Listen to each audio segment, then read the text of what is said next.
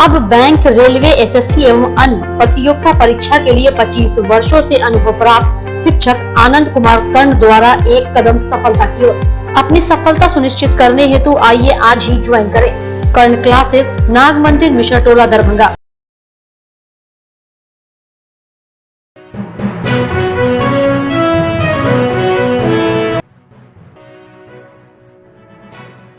आज विश्व कैंसर दिवस है और इससे जागरूकता के लिए राजधानी में मैराथन दौड़ का आयोजन जेपी गोलंबर से किया गया। उप मुख्यमंत्री रेणु देवी ने मैराथन दौड़ को हरी झंडी दिखाकर रवाना किया। उप मुख्यमंत्री रेणु देवी ने बताया कि इस बीमारी से बचने का एकमात्र उपाय जागरूकता है। लोगों को जागरूक रहना चाहिए। कोई भी दिक्कत हो तो डॉक्टर से सलाह ले और साल में एक बार जांच जरूर कराए, जिससे कि इस भयावह बीमारी से बचा जा सके।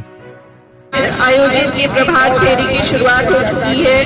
देखिए भाई, ये आज का हमारा विश्व कैंसर दिवस है और विश्व कैंसर दिवस के अवसर पे आज हमारे यहाँ जो मैराथन दौड़ स्टार्ट है, मैं उस संस्था को धन्यवाद देती हूँ जिन्होंने जागरूकता का कार्यक्रम, आज बहुत सारे कार्यक्रम होते हैं जागरूकता के लिए, चाहे वो सेमिनार हो, वेबिनार हो, मैराथन दौड़ हो, क्योंकि पहले से लोगों को जागरूक करना हमारा फर्ज होता है और समाज के हर लोगों को चाहिए कि हम जागरूक बने। थोड़ा भी कुछ भी हो तुरंत उसकी जांच कराएं और वर्ष में एक बार जरूर जांच कराएं कि हमें पहले से पता हो कि हमें कुछ है। नहीं तो ये कैंसर जो है पूरे परिवार को भी खाता है और साथ साथ मनुष्य को तो ले ही जाता है।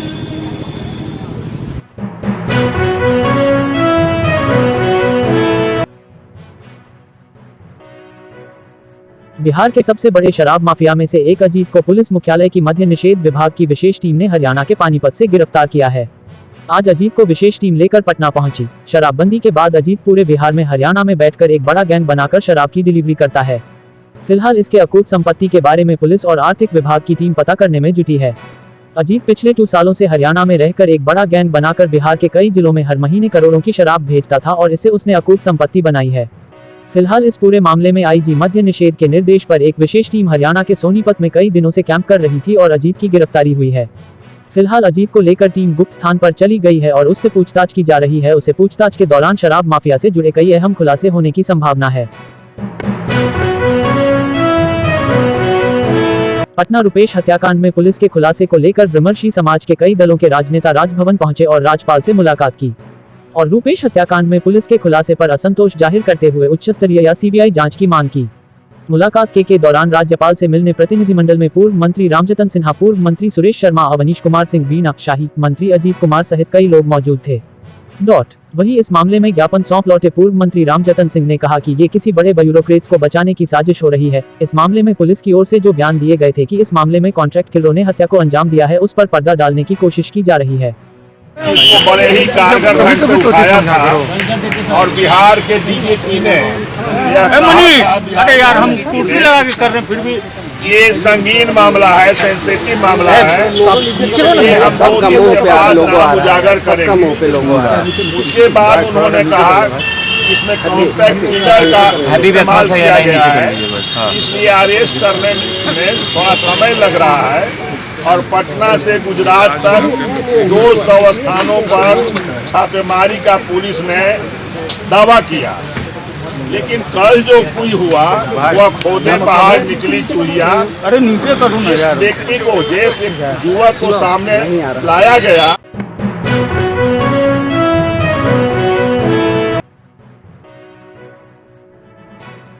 पटना पुलिस ने जैसे ही आरोपी ऋतुराज को मीडिया के समक्ष लाई, वैसे ही यह मामला तूल पकड़ने लगा और सभी एक सुर से कहने लगे कि रुपेश सिंह की हत्या यह साधारण अपराधी नहीं कर सकता, इसमें पुलिस को छुपाने का प्रयास कर रही है।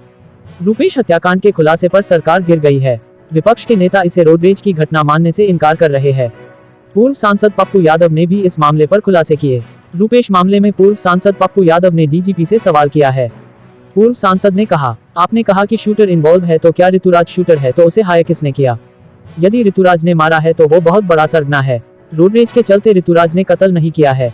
अगर ऋतुराज ने मारा है तो वो बड़ा अपराधी है, पुलिस ये बताए।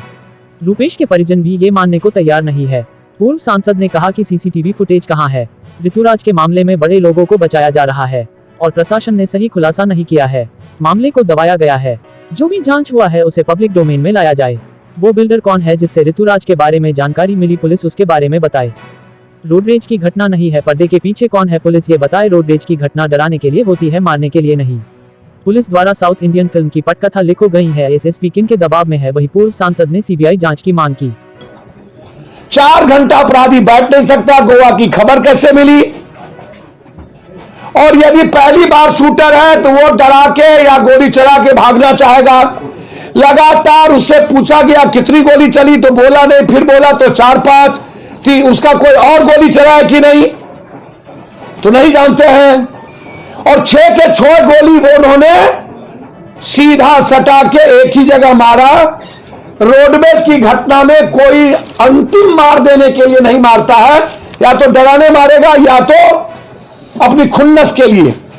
इस घटना में किसी ने कंप्लीट रूप से रुपेश को मार देने के लिए मारा गया है। ठीक ऋतुराज को कि मार देने के लिए मारा गया, बहुत क्लियर। डीजी कहते हैं कि रुपेश की हत्या पहले पार्किंग के लिए हुई, फिर आता है ठेके के लिए हुई, फिर आता है शूटर बाहर का है, फिर आता है मिल गया बड़े बड़े ठेकेदारों का खुला में। और 3 घंटे के अंदर साउथ का जो पिक्चर होता है, जिसमें इमोशंस भी है, जिसमें एक्शन भी होता है, लेकिन स्क्रिप्ट 3 नंबर का होता है। तो यहां ना इमोशंस है, ना एक्शन है, ना आपने बताया इसके कारण क्या है। रोडवेज कारण नहीं हो सकता, मोटिव क्या है। और आपने पटकथा लिख दी साउथ इंडियन के, उसके पिक्चर से भी रख दी पटकथा। और आपने रुपेश हत्याकांड को डाइवर्ट किया। किनके दबाव में है? हमारे सीनियर एसपी साहब।